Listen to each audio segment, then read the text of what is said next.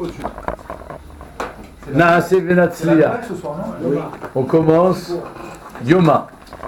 Yoma veut dire le jour. Pourquoi on l'appelle Yoma? La Gemara dit dans Masechet Yoma justement, s'appelle Yoma Rabba, le grand jour. D'ailleurs, il y a eu le film qui s'appelle Le Grand Pardon. Comme ce jour est important, alors on l'appelle Yoma, n'est-ce pas?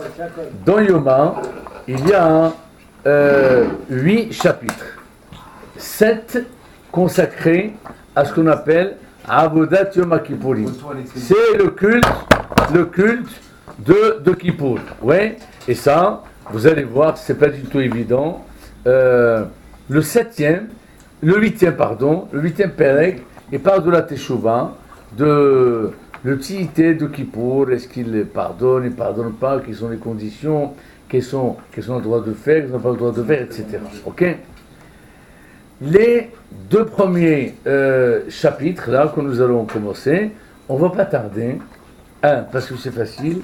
2, parce qu'on va tout simplement s'attaquer à la préparation du Kohen Gadol. Ce Kohen Gadol, qui va être à l'intérieur, seul, ni vu, ni connu, il faut qu'il sache de quoi il s'agit. C'est quoi Avodat Yom Kippourim. Ne pas se tromper. Si Hazrat Shlomo se trompe, ou bien il a une mauvaise pensée, eh ben, il y a un risque. Alors, on va nous dire comment préparer le Kohen Gadol. Un Kohen Gadol, il y en a un seul. Le Kohen Gadol. Ah bon, mais c'est ça, Kohen Gadol, il y en a un seul, et celui qui rentre, il a besoin de se préparer. En ce qui nous concerne, lorsqu'on officie à Kippour, franchement, il faut se préparer, savoir de quoi il s'agit. Je vous donne un exemple, par exemple. Moi, quand je vais à Avodat Yom Kippourim, Serge, à mesure que je lis, je me sens, je m'identifie au Kohen Gadol, je rentre, je vais, je prends, m'hommage, comme ça. Je lis, et dans ma tête, je suis en train de faire la Avodah. C'est la seule manière. Sinon, c'est barbant. On ne sait pas de quoi il s'agit. Et ça dure long. Les gens, ils sont en train de faire la sieste, les gens, et vous êtes debout, en train de vous taper la route seul, ça n'a pas de sens. Et puis vous ne sentez pas la tefila. Pas en Guadeloupe, monsieur. Quand vous faites la tefila. Ah ben, on ne vous a pas laissé seul. Non, ouais, pas tous. On est une bonne équipe quand bien sûr. Donc quand on comprend ce qu'on fait, ça change complètement. En vérité, la Torah, où est-ce que la Torah parle de Yom Kippourim? Pardon, à Haremot. Oui, à Haremot, Ben Aaron, oui, etc. Et là-bas, on commence tout un Perek. Il dit ce qu'il dit, mais il faut comprendre ce qu'il dit. Etc. Juste comme introduction, il faut savoir que le Kohen, il rentre jamais dans le Kodesh HaKodashim. Le Kodesh HaKodashim, c'est le Saint des Saints. Là où se trouve le Aaron. Là d'où émane la parole de Dieu. Personne ne rentre. Seul le Kohen Gadol, il rentre 4 fois. La première fois il va rentrer, c'est pour brûler l'encens. N'est-ce pas? Donc c'est là-bas où, pour lui, c'est un danger. Si vous voulez, il rentre dans le Kodesh HaKodashim 1, le Saint des Saints, l'espace, l'homme le plus saint, et le jour dans le temps le plus sacré. Vous imaginez un peu la responsabilité. Et d'ailleurs, quand il termine Kippour, il y a ce qu'on appelle... Ah oui, ils sont bien passés. Yom Simchat Kohen. Ils nous font jamais rien. Oui. Voilà. Ouais, c'est vrai ça. Ok? J'ai dit à chaque fois, j'imagine. Il y a Simchat Kohen. Bien, on va commencer 4 fois le jour de Kippour. Hadamakan. C'est tout. Mais je vous dirai à quelle occasion il rentre. Parce que je vous dis, hein. Tout ça fait partie. Ouais, tout ça fait partie du travail. On commence. 4 fois dans l'année à Kippour, c'est tout. Il rentre 4 fois le jour de Kippour seulement. En dehors de ça, il ne rentre pas. Parle du Kodesh à Kodashim. Kodesh HaKodashim. Mais la femme de ménage, elle rentre pas nettoyer. Ok. Il n'y a pas de ménage. Shivat Yamim Kodem Yom Kippourim. Shivat Yamim 7 jours. Kodem Yom Kippourim. Avant Kippour, ça veut dire dès le lendemain de Rosh Hashanah. Mafrishin Kohen Gadol. on isole le Kohen Gadol. Mi Beto, il sort de chez lui, l'Elishkat Parhedrin, une salle à côté du là où il y a le Beth Amikdash, s'appelle l'Ishkat Parhedrin. C'est une salle qui était dans la Hazara, n'est-ce pas? Parhedrin, c'est Parhedrin, c'est-à-dire, c'est une salle des bourgeois, où il y avait les responsables qui se tenaient là-bas, qui se réunissaient là-bas, voire même qui... Tous les rois. Voilà, ok? Au Matkininlo Kohen Aher Tahtav. Et on préparait un Kohen pour le remplacer le cas échéant. Pourquoi? Shema Yerabou Pisoul. Si jamais Hazvi Shalom, le Kohen Gadol est inapte à servir le jour de Kippour, on ne va pas commencer à chercher le jour de Kippour un remplaçant. Alors on le prépare, avant on prévoit. Le Pisoul, il peut arriver. Alors on prévoit, ok? Bon, maintenant le Bouddha propose, le Bouddha Omer, Avishahel Matkinlon. Le Bouddha dit, c'est vrai, mais il y a aussi autre chose qu'on le prépare, une autre femme. Il faut qu'il y ait une deuxième femme, parce qu'il y a marqué, Vechiper Ba'ado ou Ba'ad Beto. Il faut qu'il obtienne le pardon pour lui et pour sa maison. Beto, Zoishto.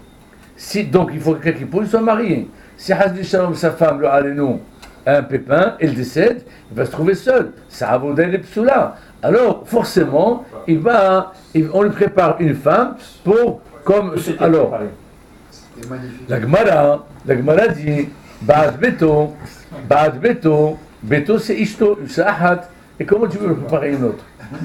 Comment tu faisais? Ça veut dire qu'il a marié avant. Vous me suivez ou pas? Il a marié avant. S'il a marié, il se trouve avec deux femmes, c'est marqué Beto, vélo 2. Alors, il y a une manière de dire comme ça.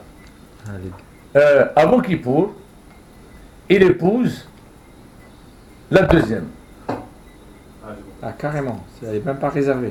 Il épouse la première, la deuxième. Un guet les mafria. Et il lui donne un guet. Au cas où. Ouais. Alors, ça veut dire, il l'épouse, il fait les kiddushin, mais ça ce soit à lui. Si sa femme, elle est là, il lui donne le guet, ce guet, en même temps que le mariage, il lui donne un guet, ce guet, il est valable puisque la femme est là. Si sa femme décède, il fait sauter le guet par la pensée, ça veut dire que le guet n'est pas valable, et elle devient, elle, forcément, sa deuxième femme. Une manière d'être avec une seule femme et pas deux. Mais la deuxième, elle est là pour suppléer. Oui? Des remplaçants comme ça. Et tous les ans, il fait ça? Oui. Avec la même femme? Mais il n'a jamais l'occasion. Avec la même femme? Si c'est ça qui t'intéresse. La deuxième, il n'a pas elle l'occasion. Et comment? C'est le jour d'un rentre, il sort, s'il est sorti, bye bye. Ça y est, quitte le crâne tout de suite. Hein? Quel statut elle a cette Non, mais après, il faut les divorce. Il n'a pas le droit d'être seul, parce qu'il ne peut pas rentrer faire le avoda s'il est seul. Il doit être marié. Et si sa femme, elle fait une vie, Yes. il doit rentrer à On a mis la demi-heure. Elle peut le faire qu'une seule fois parce qu'un coin ne peut pas se remettre avec une divorcée. Hein? Il y a cette femme-là. Eh oui, exactement, il a raison. Et alors, il y a Zaba. D'accord, il va prendre une autre. Ça va être Non, il y a Zaba, donc il devient pas soul pour un Cohen. C'est pas grave, c'est pas grave. Ah, c'est pas grave. Attends là, moi je préfère. Ouais, regardez. Elle doit avoir entre 12 ans et 6 mois. C'est elle a pas compris. Bravo. Entre 12 ans et 6 mois. Ah, voilà une très bonne précision. Ça, j'y ai pas pensé. Eh oui, Étant donné qu'il T'as rendu s'agit, dans le truc. étant donné qu'il s'agit du Kohen Gadol, cette femme, elle doit être âgée 12 entre 12 ans et 6 et 12 ans et 6 mois, ça veut dire Nahara. Nahara Betoula. Et tout là. Ken. Le Bouddha Omer, Abisha Hamad Kinlo. Donc on ne fait pas alors. une deuxième femme. Pourquoi? Chez Matamutishto, de peur que ça. Kohen Ben, c'est Gadol. normal Cohen Gadol. Oh, Isha Bibtouléa, Ika. J'ai le droit de vous ajouter quelque chose. Si vous voulez. Bibtouléa, au moment où les Betoulim sont au sommet. La fille n'a ses Betoulim entières contre 12 ans et 12 ans et 6 mois. Au-delà, et les Bouguerettes, les Betoulim s'affaiblissent. Après, c'est Isha. Comme ça, ne vous inquiétez pas. On C'est l'a comme vu ça. dans l'autre Mishnah. Bibtouléa, avec ses Betoulim entières, oui. On l'a vu dans ma cote, non? On a Dans vu ma ça cote, on a vu, oui. On a parlé dans ma cote. Certainement. On a vu. Sanhedrin. Tu sais où c'est marqué où? Voilà. Sanhedrin ou ma cote? Bon, on avance. Av Isha Harimat Kinlo. Il dit, Rabbi Yehuda il dit, on lui prépare une autre femme. Pourquoi chez Madame Outishto Shneemar, Verebe Ba'ad Ba'ad, Beton. Il faut qu'il obtienne le pardon de Jour Kippour. Et lui et sa femme. Si sa femme décède, il n'a plus de femme, il n'y a pas Ba'ad Ishto. Donc on est obligé de pallier en cas d'accident qu'il y ait une deuxième femme avec la technique que je vous ai dit tout à l'heure. Ishto. Amrlo ben Hachamim, ils disent ah non, on prépare un deuxième Kohen, mais pas sa femme. Pourquoi? Imken Dabasov. Ah bon? Tu prépares la deuxième de peur qu'elle décède la première. Et si la deuxième décède, il faut préparer une troisième. C'est quoi la limite? Non, Rabbi Yehuda dit, non, messieurs. Vous changez de Cohen. Messieurs. Ça sert, ça. Hachamim disent, Comment on fait? Hachamim disent, non, on prépare un deuxième Kohen, parce que là, il peut effectivement, un pissoul, il peut arriver. Et un pissoul, il peut arriver comme on va voir.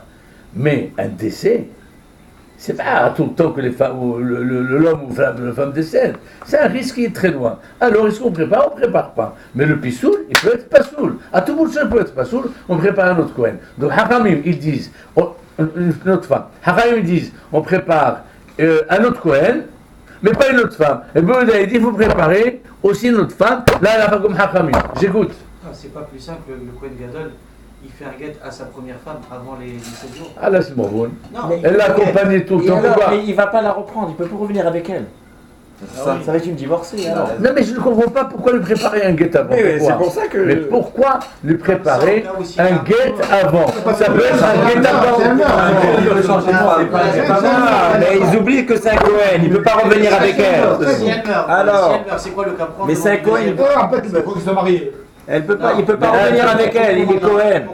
Il peut pas prendre une divorcée. Au cas où si elle meurt et qu'il peut pas, si sa femme elle meurt et qu'il Ben oui. Il va trouver son femme, donc il a une femme qu'on lui prépare avant. Non, pourquoi? Parce qu'il pourra pas faire la voda. Oui. D'accord. Pourquoi il ne donne pas le guet À qui? à sa femme? Mais il ne Ça va va pas pas Mais changer. quel intérêt? Il faut qu'il soit marié, ce monsieur. Obligé. Ah bah attendez. Tu as le guet. Ah, Admettons. C'est pas ça raisonnement. Michel, c'est pas quel raisonnement. C'est une obligation. C'est tout. Il peut être célibataire. Eh, Isabelle, nous on se soucie qu'on a un instant il est célibataire. Vous voulez de facto qu'il ne laisse pas les femmes. Non, chacun va le. Et après, si elle pleut, elle veut plus revenir. Je vais elle a dit, je suis libre. Oui. Tu vas revenir tous les soirs, je crois. Là, Ayoma, j'ai fini entièrement. Ah ouais. Ah, pas un Kohen Gadol. Un Cohen normal. Voilà. Elle a le manas, il le Voilà. On avance. Koshivat Hayamim, Rozorek et Adam.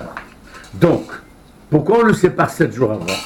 7 jours de façon à le séparer de son épouse. Parce que toute relation va le rendre tamé. Déjà, vous allez voir d'autres précautions qu'on va prendre. Alors, d'abord, on ne se sépare de sa femme physiquement. 1. 2, on va lui faire le stage de la avoda. Oui. Quoi? Koshivat Hayamim pendant les 7 jours. Rozorek et Adam. Alors là, hein, on va aborder quelques inanim concernant la avodat korbanot. Il y a ce qu'on appelle la shhita. La shhita, l'abattage qu'on fait pour la bête. Ensuite, on cueille le Kabbalat Adam, on reçoit, avec un récipient, on reçoit le sang. C'est une des avodots très importantes. Pourquoi? Parce que Adam ou nefesh. Parce que qui dit dam, dit la vie. L'âme de le nefesh de la behema. Donc c'est le dam qui est le korban. Forcément le Kohen il prend et il l'emmène là où il faut en fonction des korbanot. Il va asperger, on va voir tout ça, il va asperger. Ensuite il jette, il déverse le reste au pied du misbeah. Tout ça c'est Hachem qui a décidé, mais cette avoda est très important. Il faut qu'il sache comment réceptionner le dam du korban. Parce que vous allez me dire, il y a des Kohanim qui savent. Il y a des Kohanim qui ne savent pas. Juste pour votre information. La Gemara dit que le premier Beth Amikdash, il y avait juste une poignée de Kohanim. N'est-ce pas? Et le deuxième Beth Amikdash, tous les Kohanim, ils n'ont pas dépassé 1 an. il y avait plus de 300 Kohanim. Chaque année, le